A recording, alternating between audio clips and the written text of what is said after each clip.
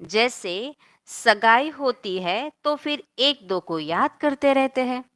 ठीक है, दुनिया के अंदर सगाई होती है तो एक दो को याद करते हैं, प्राप्ति कुछ भी नहीं है।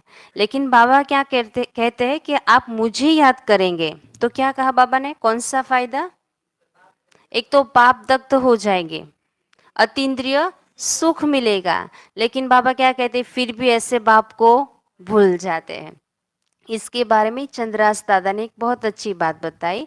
उन्होंने कहा कि उन दिनों पर ब्रह्मा बाप को ताजा ताजा दूध चाहिए होता था, तो जो ग्वाला आता था वो 9 बजे आता था, बहुत देरी से आता था।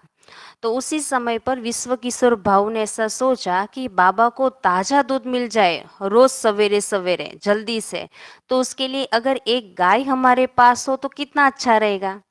तो वो गाय लेने के लिए सिरोही तक गए और वहां से एक गाय की खरीदारी की और उस गाय को ट्रक में चढ़ा रहे थे। लेकिन वो गाय चढ़ी नहीं रही थी, बहुत धमाल मचा रही थी, क्योंकि वो बचपन से ही मालिक के पास रही थी, तो वो मालिक को छोड़ना नहीं चाहती थी। तो कैसे भी करके उस गाय को ट्रक में चढ़ाया और ग्वाला को बोला कि आप भी आओ, पांडव भवन तक आओ, इस गाय को वहां पर बांध दे, फिर आप वापस चले आना। ग्वाला भी आया, पांडव भवन तक पहुंचे, गाय को बांध दिया, ग्वाला चला गया। लेकिन फिर भी वो गाय शांत नहीं बैठी, बहुत धमाल मचाती रही। और रात का जब समय हुआ तो कैसे भी करके उस गाय ने वो रस्सी तोड़ दी और वहां से चली गई। सुबह को जब देखा तो गाय वहां पर नहीं थी। 3 दिन तक उस गाय को ढूंढा लेकिन वो गाय नहीं मिली। तब सभी ने ये सोचा कि उस समय पर वहां पर बहुत जंगल आदि थे, तो सोचा कि यहाँ पर के जो चीते जानवर आदि होंगे शायद वो उसे खा गए होंगे।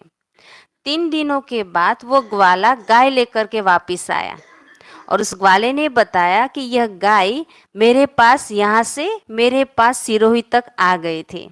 तब उस समय ब्रह्मा बाप ने कहा कि जैसे गाय अपने मालिक को नहीं भूलती, यहाँ से सिरोही तक पहुंच गई, घर को न भूली, बाप को भी न भूली, अर्थात मालिक को न भूली, उसी तरह बाप भी हमें कहते हैं कि आप बच्चे मुझे भूल जाते हो।